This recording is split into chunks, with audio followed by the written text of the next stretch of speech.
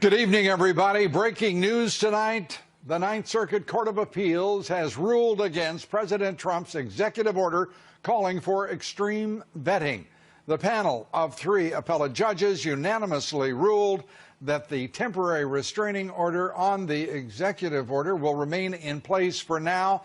That executive order presumably on its way to the Supreme Court. We have special coverage for you tonight of what has happened as a result of the appellate court ruling. We have a lot of news to cover as well. Beyond that, President Trump standing by his choice of Judge Neil Gorsuch for the Supreme Court. The president instead taking issue with Senator Blumenthal, saying the senator misrepresented Neil Gorsuch. His comments were misrepresented, and what you should do is ask Senator Blumenthal about his Vietnam record that didn't exist after years of saying it did. So ask Senator Blumenthal about his Vietnam record. He misrepresented that just like he misrepresented Judge Gorsuch. What was Gorsuch thinking, however? He insulted the very man who nominated him to the high court. We take all of that up here tonight. Also, the newly sworn-in Attorney General, Jeff Sessions, vowing to support President Trump in all respects in all of his policies. We need a lawful system of immigration, one that serves the interests of the people of the United States. That's not wrong, that's not immoral, that's not indecent. And restoring law and order to this country is a tall order for the Trump administration. We take that up with Ed Rollins, Michelle Malkin, and other guests here tonight. And Wall Street today hitting record highs after the president says he will make a major tax cut announcement over the next few weeks. We're going to be announcing something, I would say, over the next 2 or 3 weeks that will be phenomenal in terms of tax. The Trump economy, it is roaring, it's booming. Is anyone tired of winning yet? Our top story, the Ninth Circuit Court of Appeals tonight ruling against the Trump administration, upholding a temporary restraining order on Mr. Trump's extreme vetting executive order. The president promptly responded on Twitter saying, "See you in court. The security of our nation is at stake." The Ninth Circuit Court's unanimous ruling stated this, among other things. Quote, "We hold that the government has not shown a likelihood of success on the merits of its appeal, nor has it shown that failure to enter a stay would cause irreparable injury, and we therefore deny its emergency motion for a stay." The Justice Department argued the extreme vetting order is a traditional national security judgment that is assigned exclusively to the political branches of the Trump administration, and the administration now has a number of options to pursue in the wake of the court's order. One, to ask a larger panel of judges at the Ninth Circuit to hear the appeal on the temporary restraining order, to ask the Supreme Court to weigh in on an emergency basis, to accept the appellate court order, go back to the Seattle-based federal district court, and begin anew. Joining me now on the phone, Fox News senior judicial analyst, Judge Andrew Napolitano. Judge, this order coming from the most reversed and the most left-wing appellate court in the country is no surprise, but it is, on its face at least, shocking to see their dismissal of the Constitution, the constitutional powers that are reserved for the president. You know, Lou, I have been harshly critical of the Ninth Circuit in the past, and I was earlier tonight, but they really have reached a new low. The absence of intellectual honesty in this case strikes one in the face just before you even get to the 3rd or 4th page. The Constitution assigns to the president unambiguously the role of making the nation's foreign policy. Doesn't even give it to the Congress. Congress is limited in foreign policy to ratifying treaties and confirming ambassadors and funding the State Department.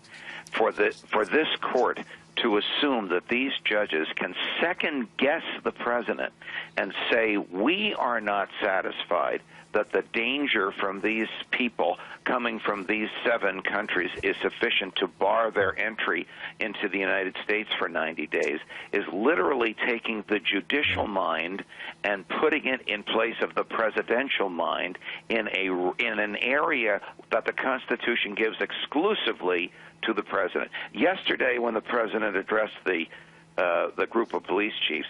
He did something I've never seen a president do before, not for the first time from him. He read aloud the statute on which his executive order is based. He read exactly the right statute. He read exactly the right words, that every president since Harry Truman has this tool given to him by the Congress. And the tool is the ability, on his own, unappealable, unchecked, doesn't need the advice and consent of anyone or anything, to suspend the immigration rights of any person or group that he and he alone deems as dangerous to national security. There isn't even room for judicial interpretation of that. And as he read that from the statute, so clear, so plain, as he put it, anyone could comprehend what its meaning was intended, what it was, and what it is today. But what is so rankling here tonight is that this court in San Francisco has just dismissed the lawfully elected president of the United States and upturned the relationship between that president and the constitutional powers that are his alone, and dismissing tens of millions of American voters in so doing. This may I add a phrase to that, Lou? Surely. And put themselves in his place instead, by balancing the nation's foreign policy against the rights of immigrants to come here, which is a privilege and not a right, as if they were the president, in an area that the Constitution and the statute give exclusively to the President of the United States. Judge, may I ask you to stay with us here? We're also joined by the Arkansas Attorney General, Leslie Rutledge. I'd like to bring her in. Senior Fellow at the Foundation for Defense of Democracies, David Rifkin, who is with us tonight. And Leslie, let me get your reaction. You've heard the judge and his assessment of this order from the appellate court. What is yours? Well, unfortunately, not many of us in the legal community were surprised by the Ninth Circuit's decision. Certainly, we're disappointed, but again, I think as Judge Napolitano pointed out, that we have activist judges who are putting themselves in the place of the president. The president has made it clear that this order was a constitutional right of his, as well as a congressional and statute. That's 8 U.S.C. 1182. It's plain language, as you said, Lou. It's plain language that the president alone has the power and the national security, to protect our national security, rather. And that's exactly what he was doing. I'm confident that the Justice Department, under our new Attorney General, Jeff Sessions, will be able to win in court, and that we can protect America. And that's exactly what this president, that's why the American people got behind him. It's because that they were sick and tired of the policies of the past that did not protect the American communities. And David, your assessment? I agree with both General Rutledge and Judge Napolitano, but I would say, in addition to utterly lacking in the merits, this decision is absolutely wrong as a matter of standing.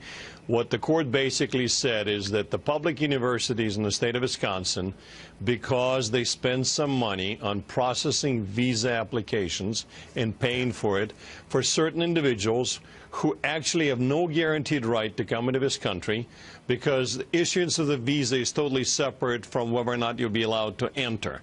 Whether or not you're allowed to enter is a discretionary decision that can be changed at any time. In effect, they speculated that those individuals be allowed to enter. Somehow they have standing to sue. That is a total perversion of a law and standing, Supreme Court case law and standing. That is the basic limitation of judicial power. So my view of this is an example of judicial aggrandizement. Leaving politics aside, this is not about holding the president to the rule of law.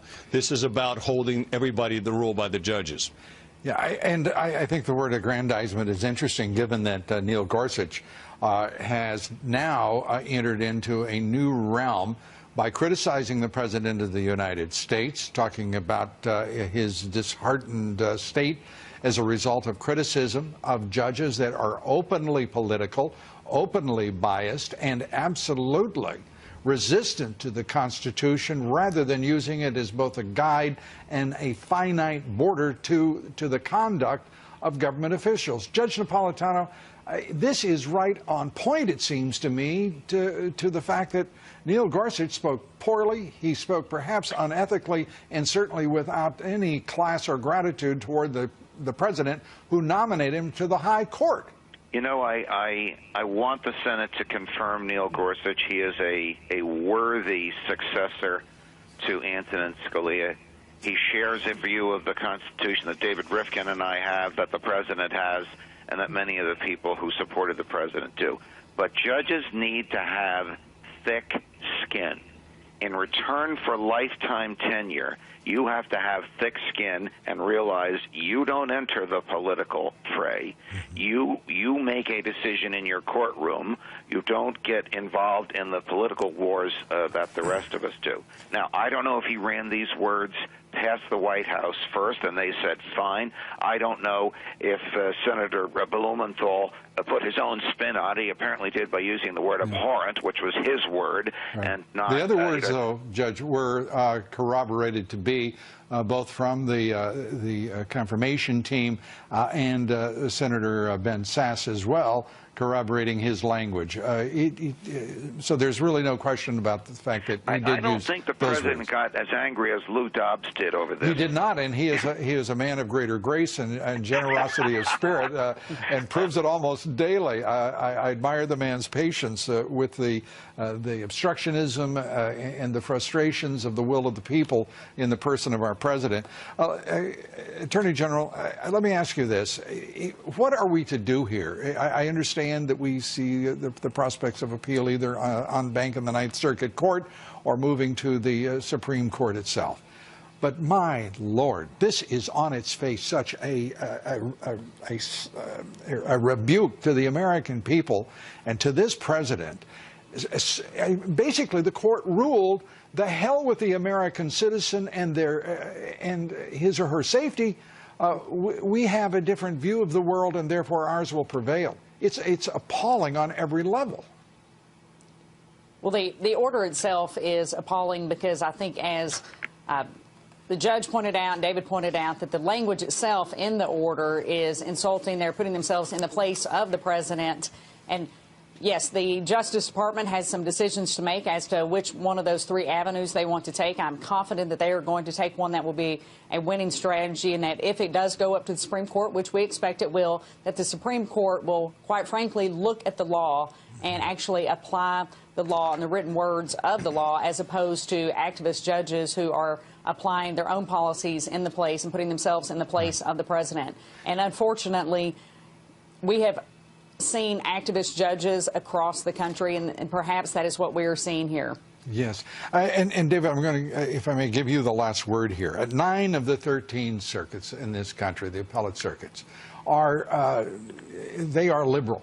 Certainly, there's no question that the 9th is the most liberal. But they are guiding an estimated 35,000 cases a year. This is a nation that is now taking on a direction, a momentum, and a foundation that is increasingly every day more liberal. What can be done here, and how can this administration protect its responsibility to represent the will of the American voter and the national security? Two points, Lou. I think first, it is essential to bring the sense of balance and the sense of respect for the Constitution, certainly first and foremost at the Supreme Court level and the courts of appeal level. If necessary, I think it would be useful to add new judges for a judicial bill to a number of key circuits, and I very much believe it's going to be done. But let me just inject one note of caution.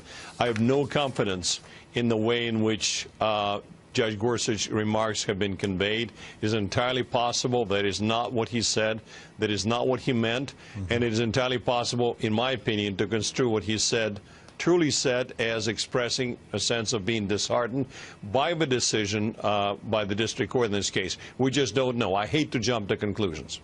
Yeah, I didn't jump, I assure you. I picked up the evidence as I walked down a straight path of corroboration to what he did say, as I mentioned, both the confirmation staff led by Kelly Ott, who is herself an ever-Trumper, Senator Ben Sasse as well, corroborating what Senator Michael Blumenthal said. I would gladly hope that your case for ambiguity about it all prevails, because it's correct. I just fear not. Thank you very much, David Rifkin. We appreciate you being with us. Leslie Rutledge and Judge Andrew Napolitano, thank you. Terrific to have you here. We're coming right back. There's much more going on in Washington, and some of it far more pleasant. We'll share that with you next. Stay with us, please. Protests erupting outside a Phoenix Immigration and Customs Enforcement office.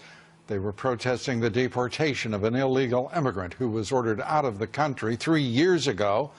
Guadalupe Garcia de Reos, taken into custody by ICE Wednesday during a routine check at ICE offices. In 2008, she was arrested in a workplace raid. She was then convicted of felony impersonation and served 6 months in ICE detention before being released later that year. A judge had issued a deportation order back in 2013 against her, but it was never enforced by the Obama administration. ICE today issued this statement. Ms. Garcia's immigration case underwent review at multiple levels of the immigration court system, including the Board of Immigration Appeals, and the judges held she did not have a legal basis to remain in the United States. Joining us tonight, Michelle Malkin. She is the host of Michelle Malkin Investigates on CRTV.com. Michelle, great to have you with us. I want to apologize. I am a little heated about the reasoning, if you can call it that, and the judgment of the Ninth Circuit Court of Appeals. Yes, no need to apologize, because I share that peeving feeling that you have, Lou. It is appalling, because not only are they taking aim at Trump's authority and President Trump's executive orders, this is a wholesale overturning of statute, precedent, history, what our founding fathers intended. And, you know, there is a saying in the immigration lawyers community. I have been covering this issue for a quarter of a century, and my first book, Invasion, in 2002, talked about this. The motto is, it ain't over till the alien wins.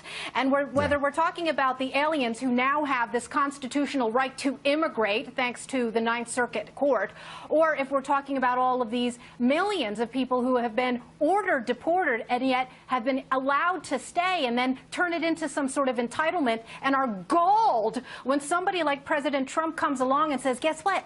Tap you on the shoulder. It's time to go. It just shows you just how tyrannical the people in robes have become in America, and they're running amok, Lou.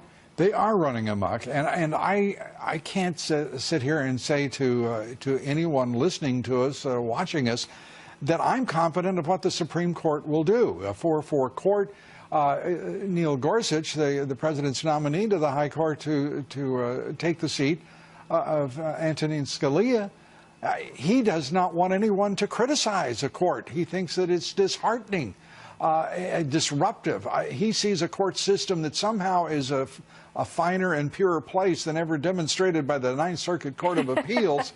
And I think this court needs great scrutiny, and certainly not less. Yes, I think a no comment would have been the most judicious thing that Judge Gorsuch could have said.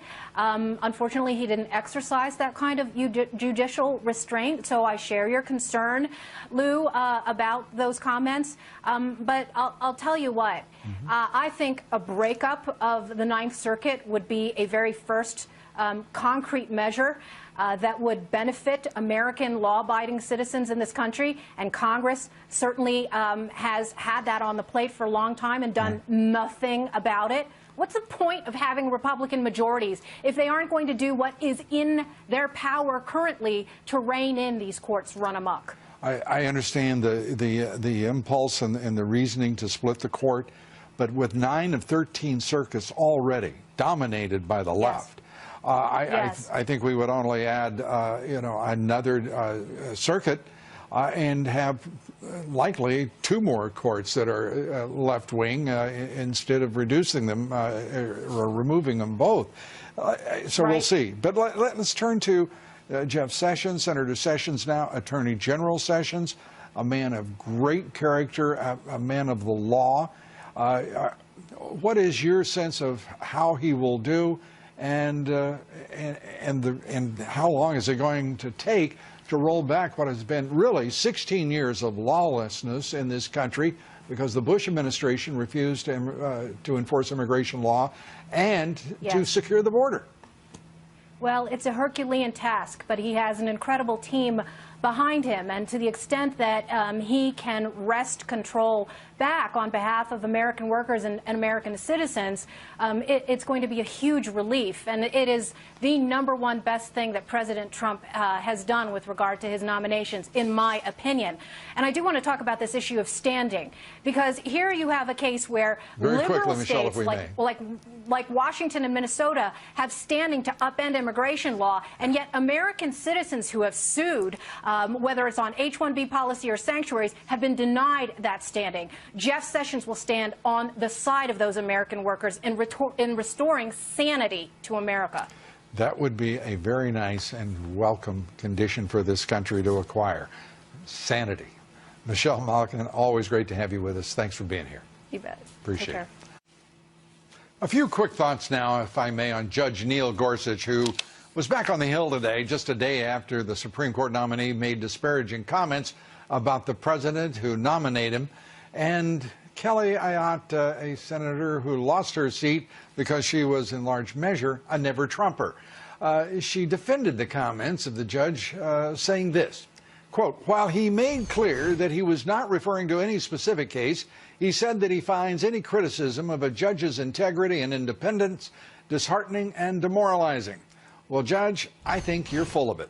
I believe Judge Gorsuch is speaking as if the judiciary were sacrosanct and pure, even though it's awash with political bias, much like the rest of government, and it is certainly not holier than the rest of us. Liberal control of appellate courts is not to be ignored. It surged under President Obama. Liberal majorities control about 70% of our appellate courts. They handle an overwhelming number of the cases in our judiciary system. 3/4 of donations from attorneys and their firms go to the Democratic Party. In the 2016 election cycle, that was an increase from 2012. Never mind that 53 senators have law degrees. We're not going to pay attention to that. And please do not pay attention to the fact that 214 out of 435 members of the House of Representatives have law degrees as well.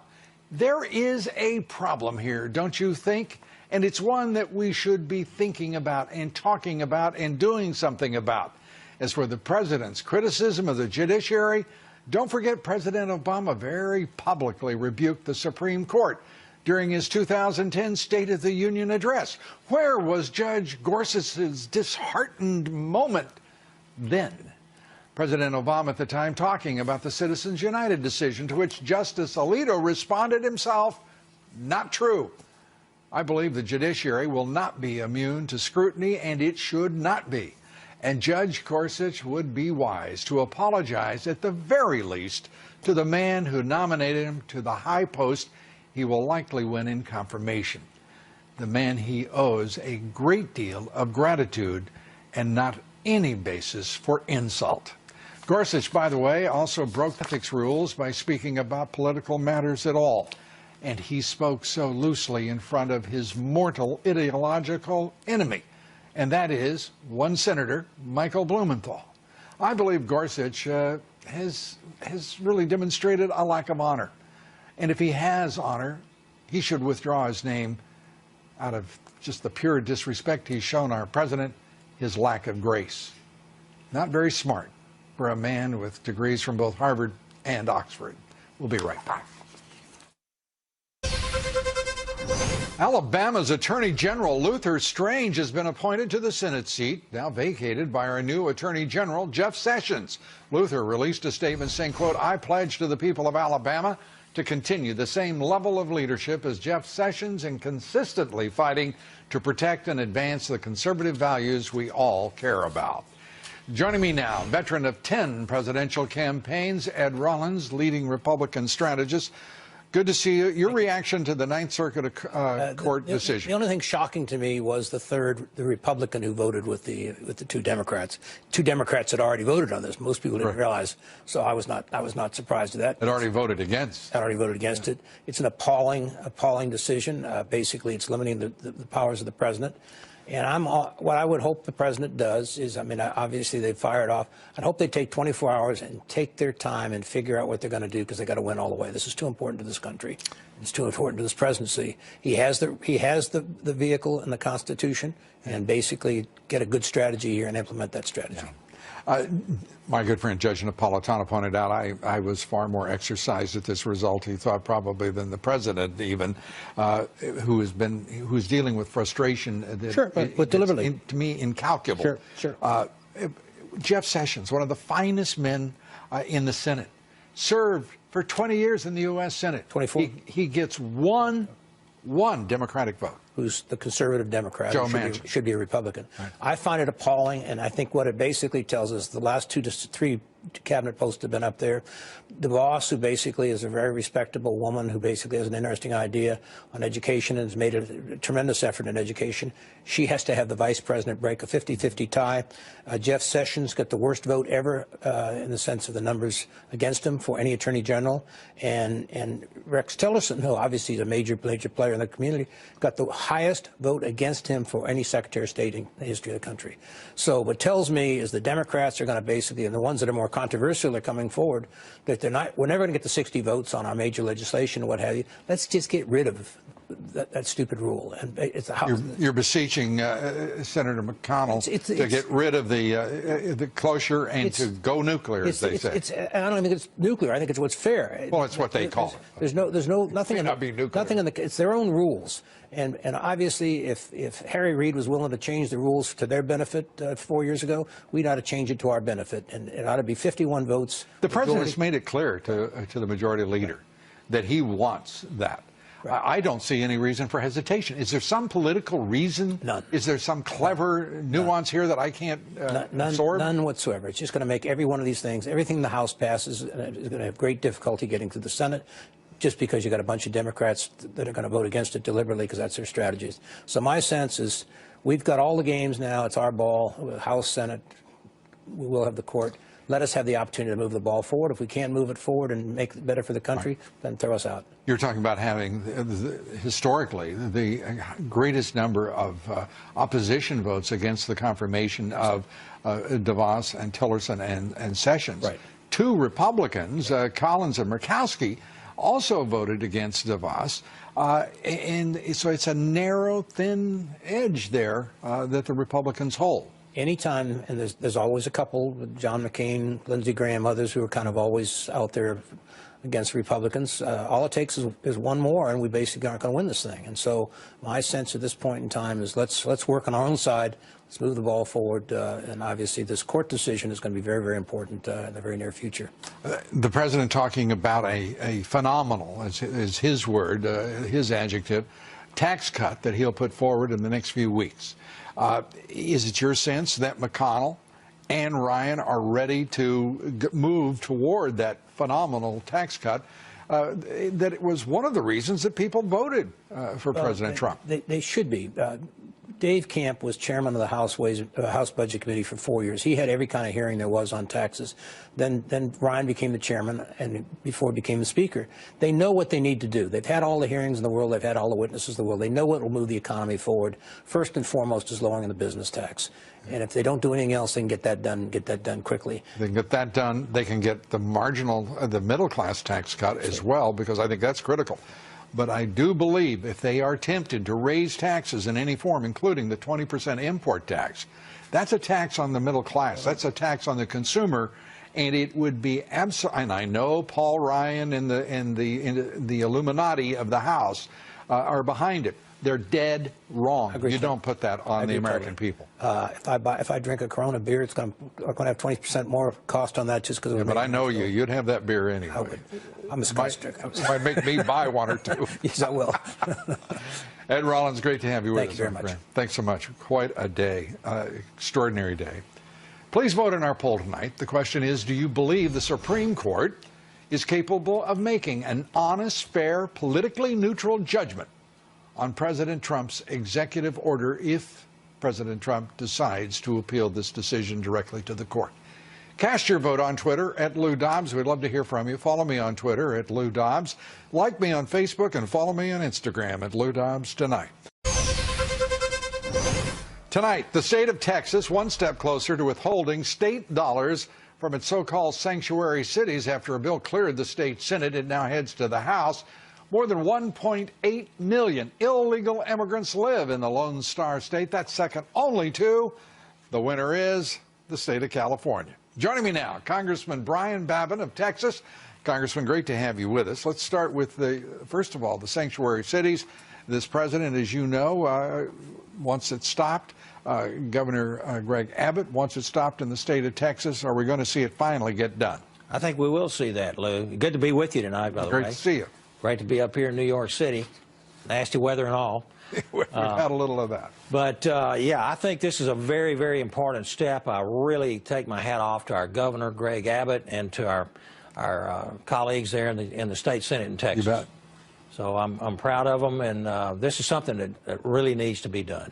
Yet Houston and Dallas both started talking about my home is your home if you're illegal, the undocumented, as they prefer. I mean, we're going to watch quite a collision in the state of Texas, which would have been unthinkable, I believe, even 5 years ago. Right. Well, that just shows you how far we have shifted to the left nationally because of 8 years of Barack Obama, and now they've shifted the goalposts of the whole debate. So this is where we are. 6 in 10 illegal immigrants live in 20 metropolitan cities, as cities are wont to be, metropolitan areas, including 3 of them, as you see there in the great state of Texas.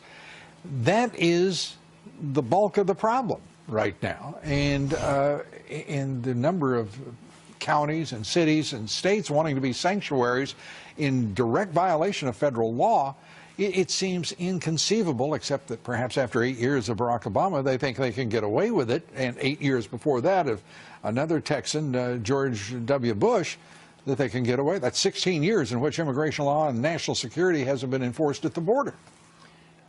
Lou, this is exactly what these executive orders of our new president would do. They would start making us enforce immigration law, try to bring in local governments to help the federal government enforce this immigration law, to establish the rule of law at the border, as well as in what we call interior enforcement, get rid of catch and release, eliminate these sanctuary cities.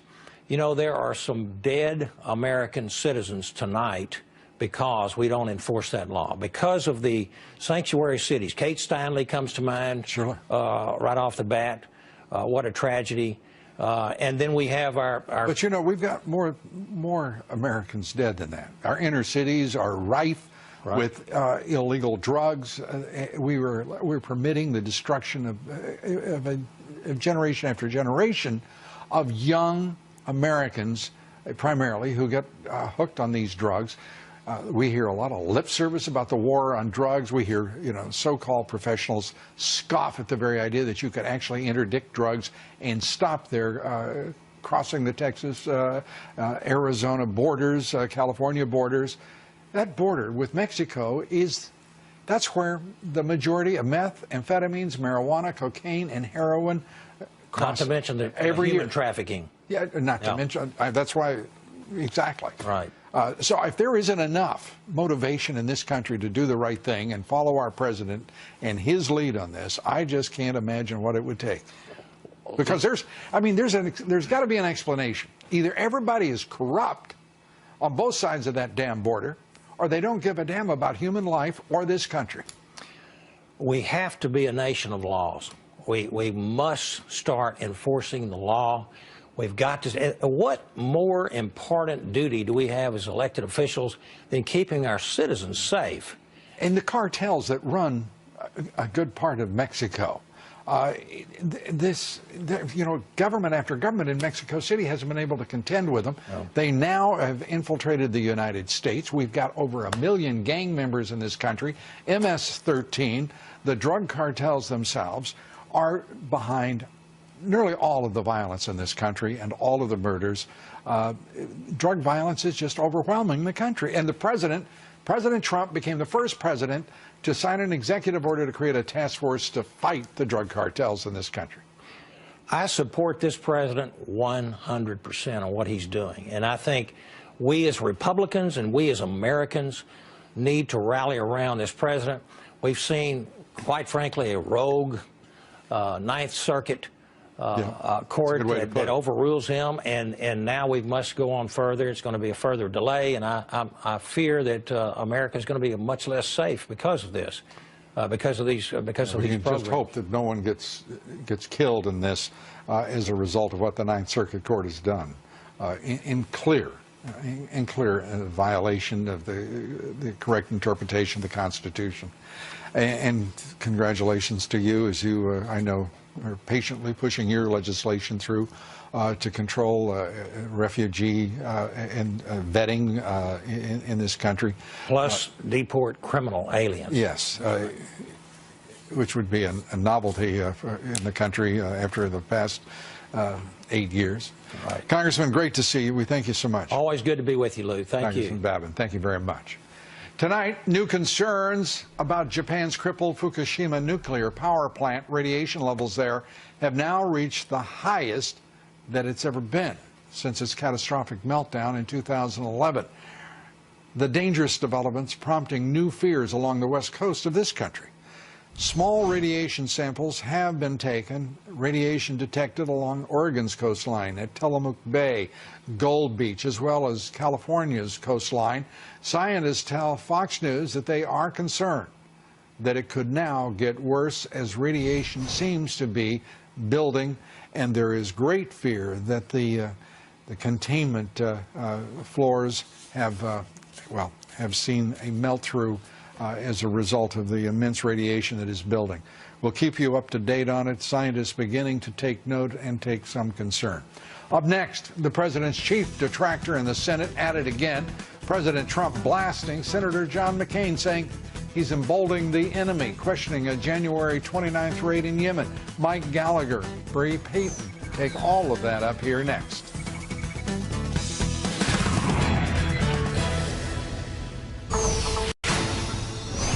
Just moments ago, President Trump talking to the White House press pool about the Ninth Circuit Court's ruling against his executive order. It's a political decision, and we're going to see them in court, and I look forward to doing it. So you believe the judges made a political decision? We have a situation where the security of our country is at stake, and it's a very, very serious situation. So we look forward, as I just said, to seeing them in court. Sir. President Trump speaking right after learning of the Ninth Circuit Court refusing to stay the TRO against his executive order. Joining us now, political reporter for The Federalist, Bree Payton. Bree, good to have you with us tonight. And Mike Gallagher, host of the Mike Gallagher radio show on the Salem Radio Network. Great to have you with us, Mike. Thank you, Lou. Bree, let's start with you. It was not unexpected that the most left-wing appellate court in the country would make this ruling. Some are surprised that all three judges, including one George W. Bush appointed judge, joined the other two in opposing the request to lift the stay. Your thoughts tonight? Yeah, I guess I'm not so surprised that the Ninth Circuit made this decision. As someone who, was born and raised on the West Coast, I'm kind of used to very liberal decisions coming from this court. I think that the president has made it clear that he plans to take it all the way to the Supreme Court. It sounds like at least he's planning to fight this decision and continue with his plan and with this travel ban. So I think it'll be an interesting next couple of weeks to see which court they decide to take it to, and if they're going to try to appeal both elements of this decision, or if they're just going to go after the more extreme vetting part of it. Leftist obstructionism, it's coming from the Senate in the nominating and confirmation process. We're watching it every day. Ed Rollins here earlier, Mike, pointing out that Sessions and Tillerson and DeVos all had the highest numbers of opposing votes, if you will, of any nominees in presidential history. Got Chuck Schumer talking about being sick to his stomach over Jeff Sessions, the personal vitriol, the obstructionism, the nastiness. Do you think he really he looks to me like he's in political theater. He doesn't mean any word, good or bad, that he utters. I keep saying that's all they've got in their arsenal. They don't have the votes, and ultimately they don't have the Supreme Court. So, you know, the only thing that would have been shocking is if the Ninth Circuit, this notoriously left-leaning court, would have supported the constitutional authority that the president has. This is no surprise, and it's not a big deal. This is business as usual on temporary restraining orders from this liberal court, the Ninth Circuit Court. What people ought to stop forgetting is how this president continues to prevail. He will outlast them, he will outwill them, and ultimately, I don't know why people are forgetting the complexion of the Supreme Court in about 6 to 8 weeks. So, you know, like some say, everybody needs to just take a chill pill here and calm down and realize he's going to prevail. You are quoting Rahm Emanuel these days? My goodness. No, I didn't mean that. Don't put that on me, Luke. Come on. I didn't mean it. Bree, this obstructionism that goes on, and I think Mike is exactly right. This president and the great team that he has put together in the White House are going to prevail. But the frustration level has to be extraordinary. Because in every respect, he has the will of the people to represent. He knows that he has ultimately the votes in the Senate, whether it be confirmation or ultimately legislation along with the House. What is your sense right now of whether the Democrats will, no matter how futile, continue to be just obstreperous and venal and mendacious and awful? Well, I think it's pretty clear that the Democratic Party is in shambles. The leadership is a mess. They're not really sure what to do with Donald Trump or how to effectively oppose him. And the media is kind of taking that cue and also having fainting spells on the regular 5, 6 times every single day, right? That's all that we're seeing from the Democratic Party and from the media, is every single thing Donald Trump does, they decide to have a fainting spell, you know, and come at it guns blazing. And instead of taking up an effective strategy and picking and choosing, you know, which fights are important and which fights aren't. Go ahead, Mike. We're in a cycle, if you can picture this, where the media is losing its mind over Kellyanne recommending people, you know, buy Ivanka's products. I mean, think about this. And some of the Republicans, you know, led by Chaffetz in the House, going after ethics considerations. Are you kidding me? Are you out of your minds over there? I mean, they're just such little darlings. I can't tell you how objectionable they are. And it's petty and it's nasty. Not all the daffodils are in the Democratic Party, is my point. No, you're right. But look at every one of them and how much they opposed President Trump all throughout the campaign. Candidate Trump. Candidate Trump. Very important to watch their track record. And, you know, McCain today, the president went after him again. McCain did misspeak without question on the raid in which the U.S. Navy SEAL was killed. Your reaction, Bree, to the harsh tone that the president brought to the disagreement with Senator McCain? Yeah, well, I think the objective, since the objective of the raid is classified, I think that you or I are not going to know if the raid was a success or ultimately if it was a failure, right? That's something that the president knows as the commander-in-chief. So, you know, well, his point is McCain shouldn't have opened his mouth about it.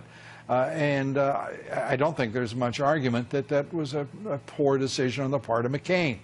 Right. I think, you know, I think that he did maybe step into a little bit of hot water by talking about that there. And I think, however, I think that in response to what the president had to say about it, you know, at the end of the day, John McCain is a war hero. So, you know, I think we should be careful in how we talk about him and the way we treat him. We all honor Senator McCain's service, but that doesn't mean that he's, you know, treated with kid gloves and can't be challenged or disagreed with. Or can dishonor in effect.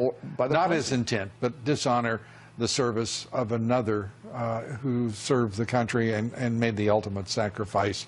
I don't think there's any argument with the president on that. That the senator was wrong. The tone is, you know, is pure Trump, and that's who.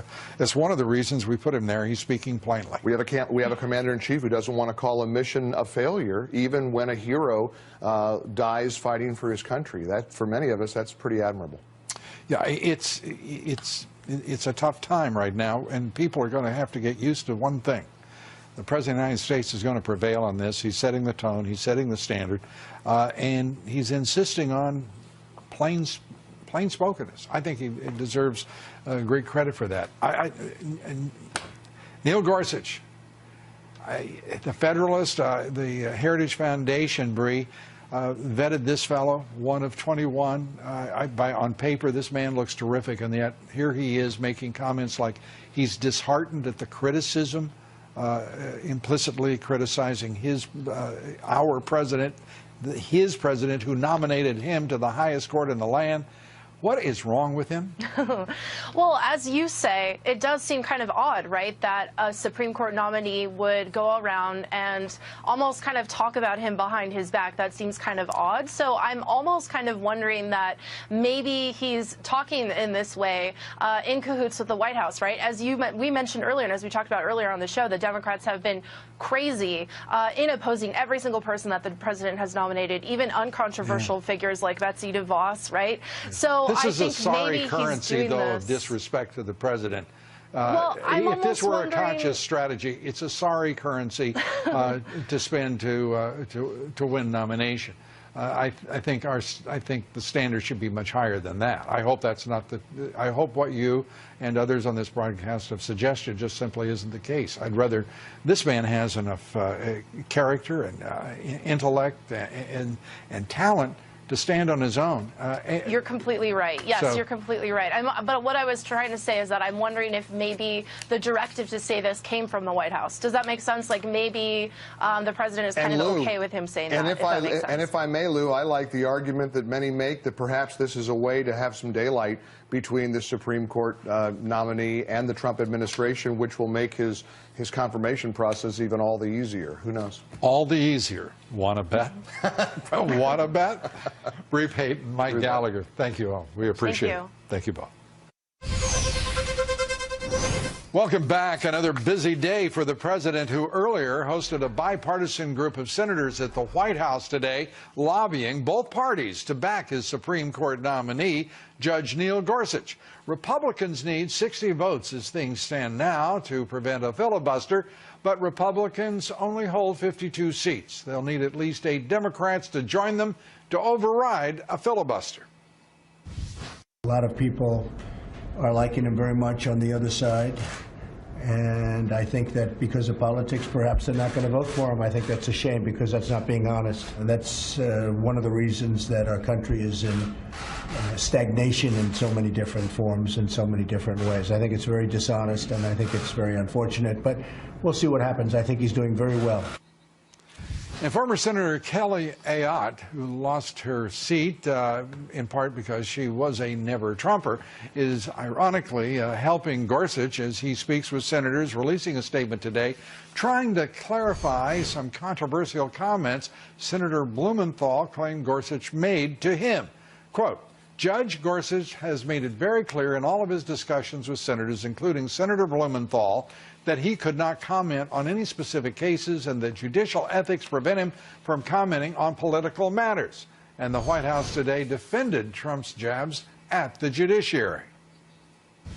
The president's going to speak his mind. It goes back to Thomas Jefferson, that presidents have commented on judicial nominees. I mean, the idea of one branch talking about or commenting on another branch is as old as our republic. So I don't know why, and I find it interesting when President Obama criticized the Supreme Court for its Citizens United comments in the State of the Union. There wasn't a similar concern about that. President Trump today also signing 3 executive actions that set up task forces as part of his effort to reduce crime. The orders establish 3 Department of Justice task forces to fight the Mexican drug cartels, to reduce violent crime in this country and reduce attacks against our law enforcement officers.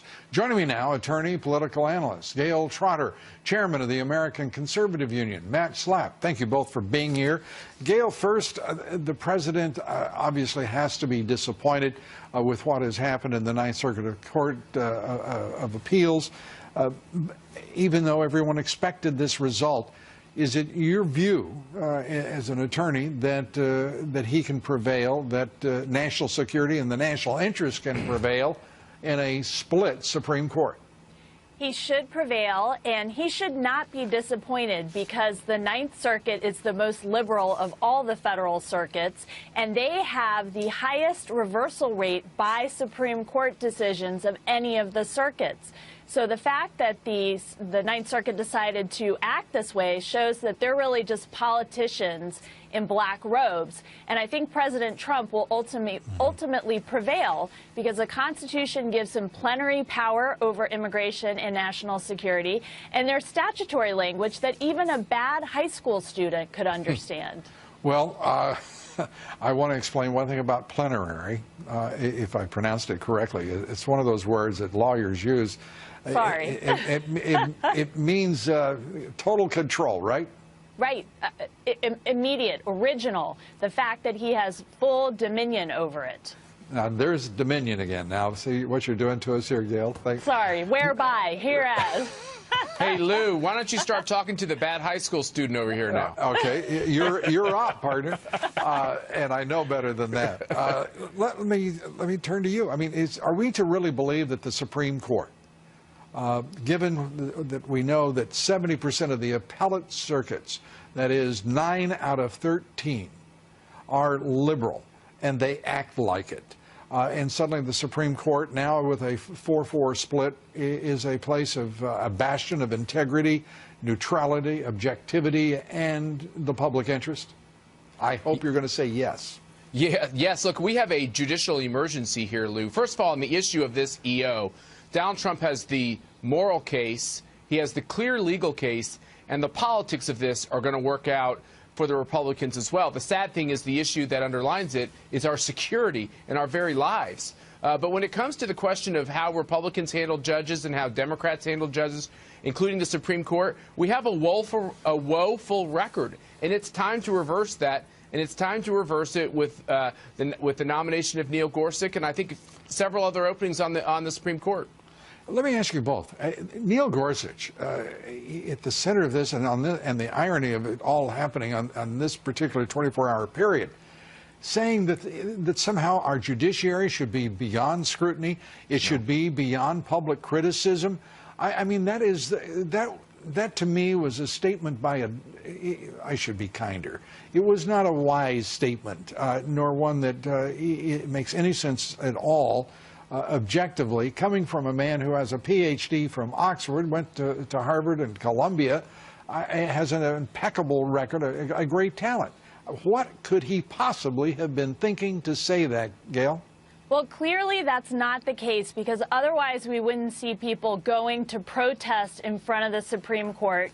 We talked about President Obama lecturing the captive audience of the Supreme Court justices during his State of the Union against the Citizens United decision. You might also remember in the run-up to the first Obamacare decision, President Obama lectured the Supreme Court justices from the Rose Garden at the White House. Clearly, the Supreme Court is subject to political pressure. That should not be the case. That's not how it was intended. But certainly it has become more and more politicized as we have gotten away from the black letter of the Constitution. And the Supreme Court justices who are on the left have decided to invent a panoply of new rights that the founders never envisioned.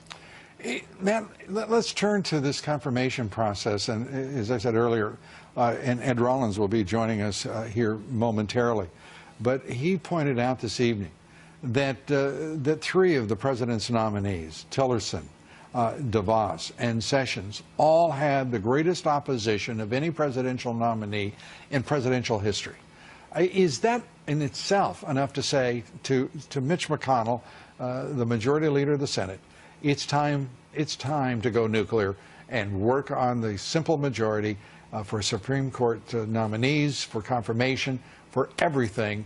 Move ahead, because the Democrats are intractable, they're unreasonable, and absolutely fervently committed to destruction of not only this administration, but to, as in the instance of the Ninth Circuit Court of Appeal, another ideological conflict. They give a damn about the national security.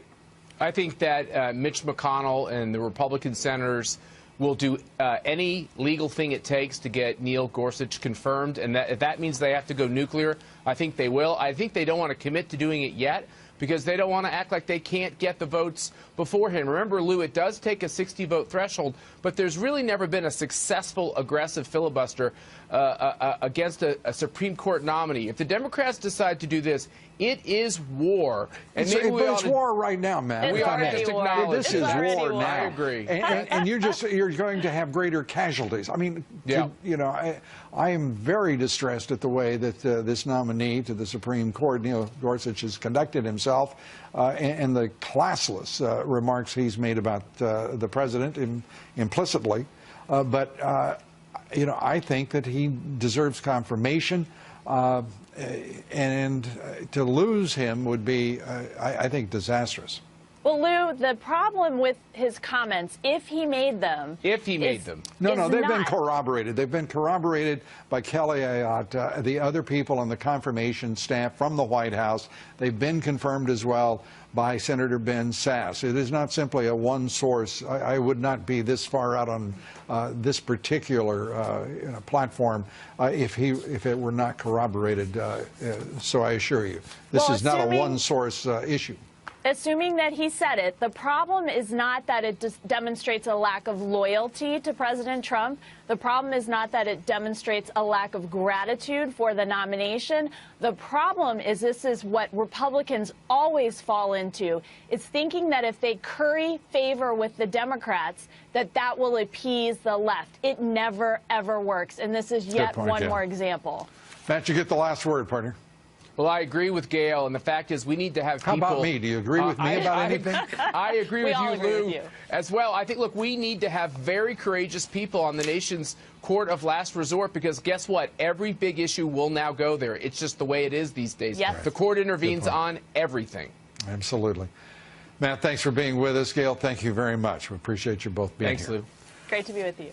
On Wall Street, a record-breaking day for stocks. You know, all of that concern about Trump policy and economic policy prescriptions. Well, we've gained over $2.2 trillion since he was elected in market cap in our stock markets. And the Dow today at a record high after gaining 118 points. The S&P 500 at a record high after gaining 13. And the NASDAQ at a record high after gaining 33 points. All indexes at new all-time highs, all three of those.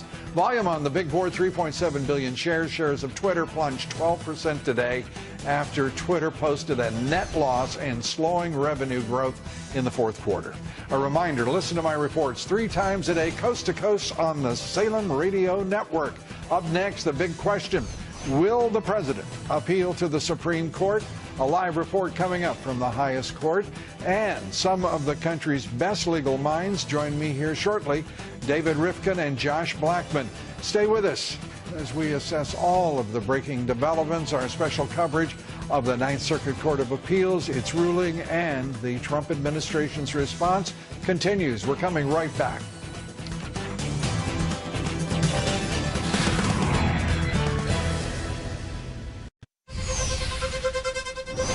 Just over 2 hours ago, the Ninth Circuit Court of Appeals in San Francisco ruled against President Trump's executive order calling for extreme vetting. Fox News senior Washington correspondent Peter Barnes is at the Supreme Court tonight and has the latest for us. Good evening, Peter. Hey, good evening, Lou. Well, a lot of legal experts believe that because of the issues involved in this case, that eventually the Supreme Court will hear it. However, the issue tonight and going forward for the Trump administration is whether or not it wants to file for an emergency appeal to either to stay the stay, which is, or to overrule the stay. That is, to overrule the appeals court decision to keep this injunction from the president's executive order from going forward. The administration says it is looking at all of its legal options, is reviewing the decision, but as of right now, it is just pointing to a tweet from the president that you probably already reported on earlier, saying, "See you in court. This is an issue of national security." Now, if the administration decides to file for an emergency motion, an emergency appeal, it would go to Supreme Court Justice Anthony Kennedy, who has jurisdiction over the Ninth Circuit, the states out west, and then he could decide to either ignore that appeal and let the appellate court decision stay in place, or he could decide personally if he wants to overrule it and then let all the legal proceedings continue. But then he could also ask his fellow justices, the other 7 justices on this court, because of the important issues involved, whether they want to hear this case, in which case you're back to the question of the divided court.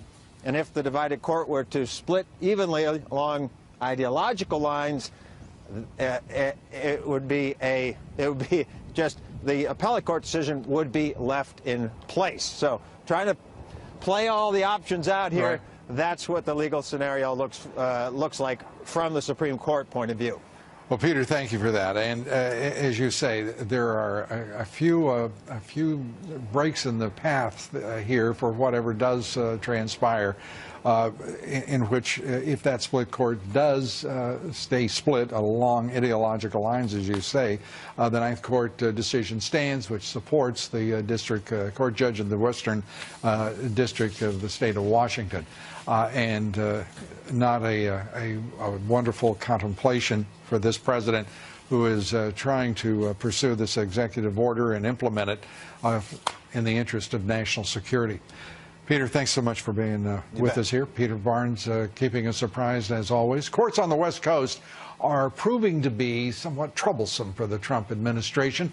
Fox News correspondent Dan Springer is in Seattle. That's right. That's where Judge James Robart first blocked the president's executive order. Good evening, Dan. Yeah, good evening, Lou. And just following up on Peter's report about what the president tweeted about, we'll see you in court. Well, right after that, Jay Inslee, the governor, the Democratic governor of Washington State, said, "We've seen you in court and we've beaten you." And his attorney general said, "We've seen them in court twice and we're 2 for 2. And they're pointing out, as claiming complete victory here with the ruling by the Ninth Circuit Court of Appeals, that they have taken him on twice. And in the 4 judges that they have seen, 2 were appointed by Republican presidents. But we've done some research on the Ninth Circuit Court of Appeals, and it has earned its reputation of being left-leaning. It's heavily stacked with appointees from the Jimmy Carter presidency. And also, and we did a little research, in 2012, for example, it was an especially bad year for that court. Of the court cases that were reviewed by SCOTUS, the Supreme Court, 86% of the Ninth Circuit Court of Appeals cases were overturned. Now, they don't review all of the rulings, obviously, from the Ninth, but of those that they decided they had to take a look at, 86% were overturned. So this is by no means a final victory for the state of Washington and their lawyers, but they're basking in the glory now of victory that they say is total and complete, and they believe that they will win at the Supreme Court, and they say that they will take it all the way up there if they need to. Lou? Yeah, and meanwhile, that victory could cost American lives, so I hope they're not clicking their heels too loudly. Dan, thanks so much. Appreciate it. Dan Springer from Seattle.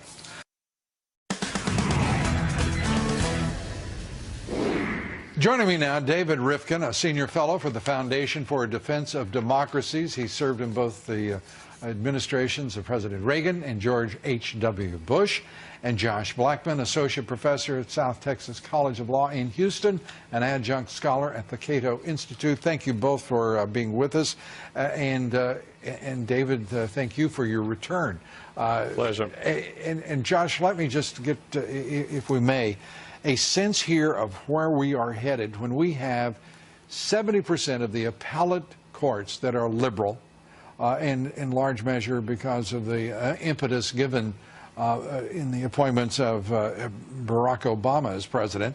I mean, this is an overwhelming deficit of Republican representation in the appellate structure. But in the case of the Ninth Circuit, it is utterly appalling. They're reversed. They seem to be practicing law from the bench in a way that is just wildly left-wing and disappointing to just about everybody.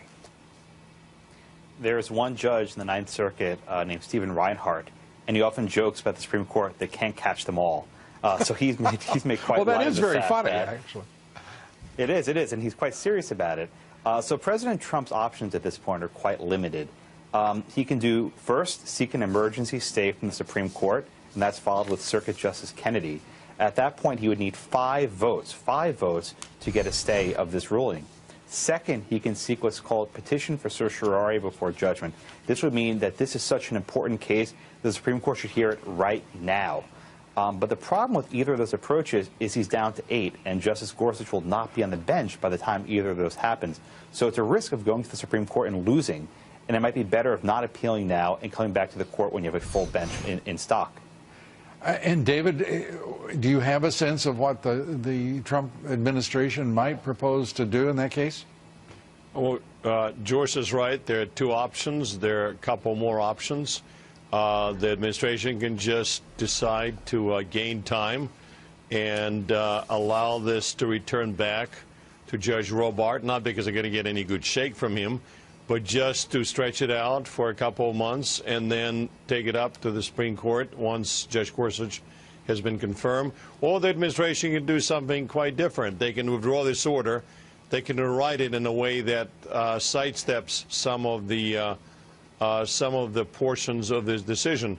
I don't know which way they're going to do it, but I want to say one thing for the benefit of the viewers. This is not about this executive order anymore, as important as it is.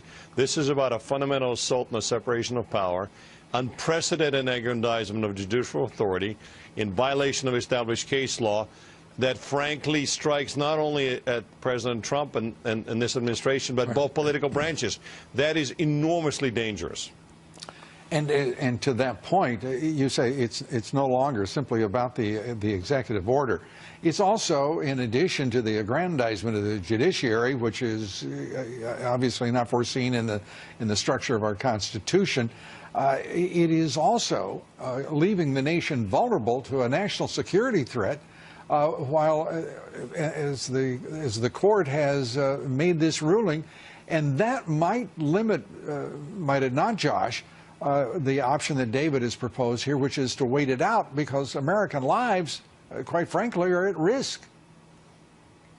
One of the most remarkable things about this opinion was the judges actually said the government has provided 0 evidence that anyone from these 7 countries have perpetrated an attack on the United States.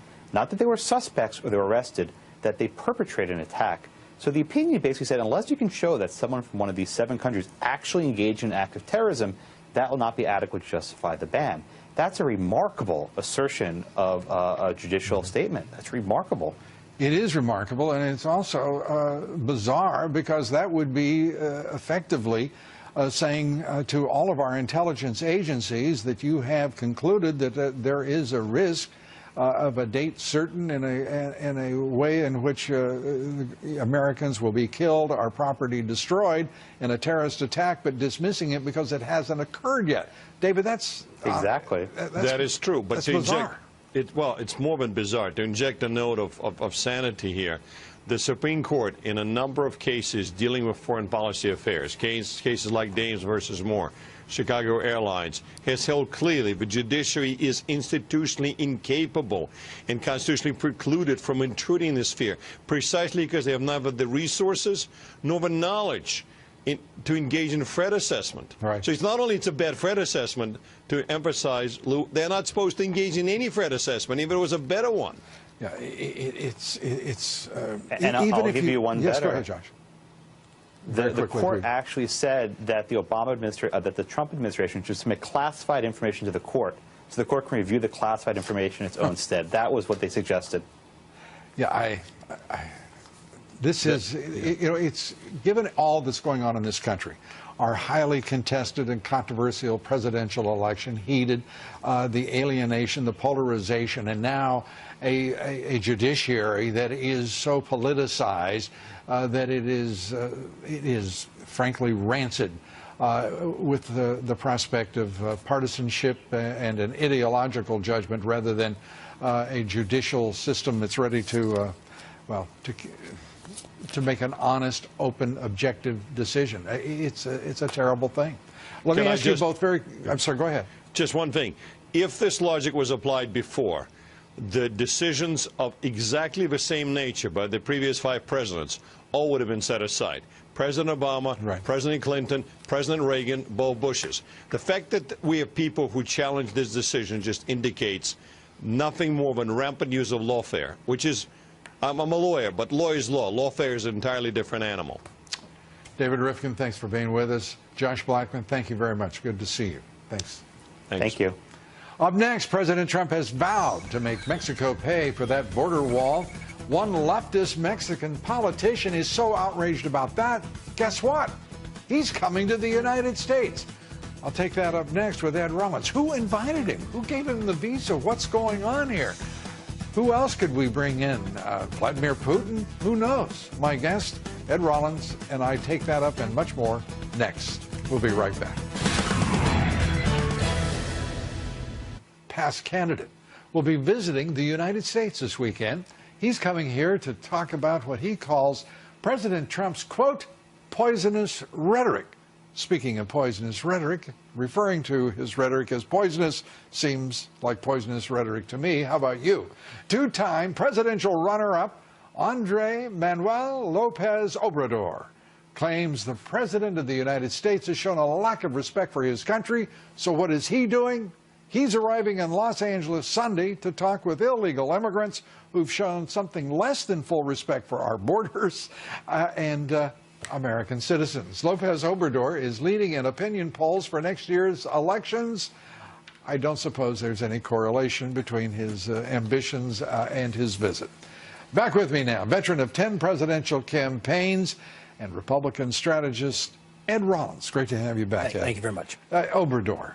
Who gave him the visa? Who said you can come in and rabble-rouse? Well, first of all, he's a two-time loser. That'd be the first thing going out on the Trump tweet, I'm sure, is don't let this loser. And secondly, I think you monitor it. I mean, what I would do, obviously, if I was advising the president, which I'm not, I think it's very important that he brings Secretary Kelly over tomorrow, the head of Homeland Security, the former four-star Marine, and say, you now have the responsibility to make sure this vetting, what I want, what I try to do in this judicial system, and we'll pursue a judicial process here. This is following on with the Ninth Circuit Court ruling. But right now, it's your responsibility and the people in Homeland Security, the largest agency in government, to enforce our border, our rules. And you know what I want, and I want it done. Yeah, and maybe I have, you know, the four-star general, General Kelly, meet Obrador, you know, at the airport as well, and start negotiating that price tag. It's good that he's going to L.A. He can meet with Pelosi and he can meet with Jerry Brown and all the illegals out there and basically talk about what it's going to be like when California is a separate state, separate nation. All the swells. All the swells. You know, it seemed to me the president was in good humor. You know, he was not visibly frustrated. He was very controlled today. He's obviously disappointed and frustrated, but his tone and his constraint, I thought, was apparent and commendable. You have to understand, he's got real experience now. He's been in the office for 3 weeks, so I mean, obviously. Well, not until tomorrow. Obviously, he's a lot more confident than he was. Do you love the way? And I will refer to Senator Schumer as the head clown, as the president does, out of respect to the president. The head clown is sitting there making all of these ridiculous remarks and claims and going on about his policies. He's been in office 3 weeks tomorrow, and it just seems like an absurd moment in history for the left to be reacting and overreacting and being so just simply vile. What I love is Schumer again tonight saying, you know, let's have bipartisanship. I mean, who's leading the? Put 10 of your partisans on the line saying we'll vote for something. I'd be more willing to listen to that kind of discussions. They are very, very anti-Trump, and will be for the rest of this term. Yeah. Ed, thanks very much. Appreciate it. Good. Ed Rollins. Up next, President Trump accusing the Ninth Circuit Court of playing politics tonight, ruling against his order. It's a political decision, and we're going to see them in court, and I look forward to doing it. So you believe the judges made a... We have a situation where the security of our country is at stake, and it's a very, very serious situation. So we look forward, as I just said, to seeing them in court. Attorney, former law clerk for Supreme Court Justice Alito. Barbara Smith joins us here next. Stay with us. We're coming right back.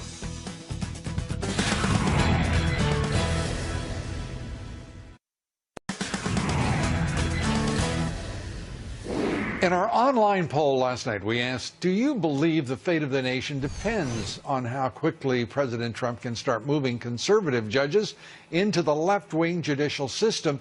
91% of you say yes.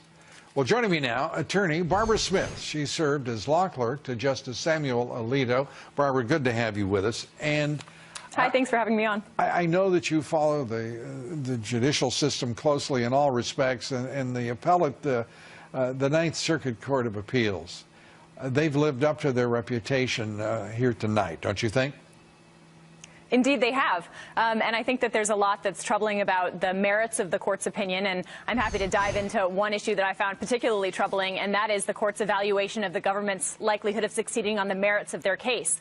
The thing that I find troubling about that particular part of the analysis is that the court said, well, we have due process concerns as this executive order applies to lawful permanent residents. But the administration has made very clear in a policy memorandum issued by the White House counsel to the relevant agency heads that says this executive order doesn't apply to lawful permanent residents. And the court basically just disregarded that, what I think to be crucial fact in its analysis. That's an interesting point, because the ruling itself, on its face, I mean, these folks, along with the district court judge in the Western District of the state of Washington, are making judgments about national security as if they had both the standing, the expertise, and available knowledge of the available evidence about the intent of those who are terrorists. I mean, it's really a striking and peculiar order in that respect as well, don't you think?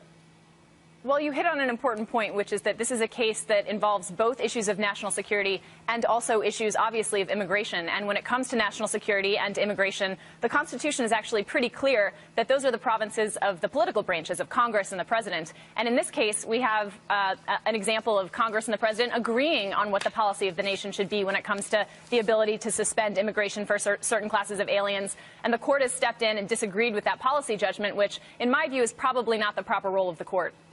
And the likelihood of success in a court, a Supreme Court, that is evenly split ideologically, politically, and what should the president do? Well, so I think he has a couple of options. He could obviously seek an emergency appeal of the decision to the Supreme Court, which, as you mentioned, currently has 8 members, so that might be a tough option for him. He could also seek en banc review before a larger panel of 11 judges on the Ninth Circuit and hope that he gets judges that maybe have a different view of the law. Or he could say, all right, I'm going to sort of abandon the TRO posture of this case, go back to the trial judge and pursue the merits of the claim and see how the rest of the case unfolds. Do you know, President Trump looks all the more sagacious and courageous in running as a populist and anti-establishment candidate. When we look at the court system and what he is up against in corporate America and academia, the left in this country, and now confronting the court system, which is so just rife with bias and ideological preference that frankly, I don't know how you could convince any American that they could get a fair trial and be treated equally under the law anywhere in this country. Well, I'm certainly not going to impute the motives of federal court judges. I think they're probably following their own conscience. You have to practice before them. Well, and I think reasonable people can disagree on what the law says. I happen to think it's pretty clear in this area and that the Ninth Circuit got it wrong. But I certainly don't think that they were motivated by political concerns. They just have a different view of what the law is. The wrong view, in my opinion, but a different view. Yeah.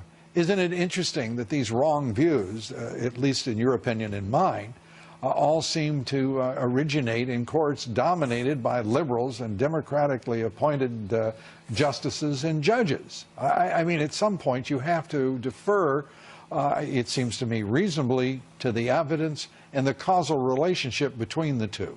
And that's what I was referring to, Barbara, when I said partisanship is rife in our court system, politicization. Well, I certainly think you're right to highlight that the nomination of strict constructionists and constitutionalists to the Federal Court of Appeals and the Supreme Court is extremely important. Barbara, thanks so much for being with us. We appreciate it. Thank Barbara you. Smith. And that's it for us tonight. We thank you for being with us in our special coverage of the Ninth Circuit Court decision. A quick programming note, I'll be joining Sean Hannity tonight. Watch us at 10 p.m. Eastern on the Fox News channel. Fred Barnes, Kimberly Guilfoyle among my guests tomorrow. Good night.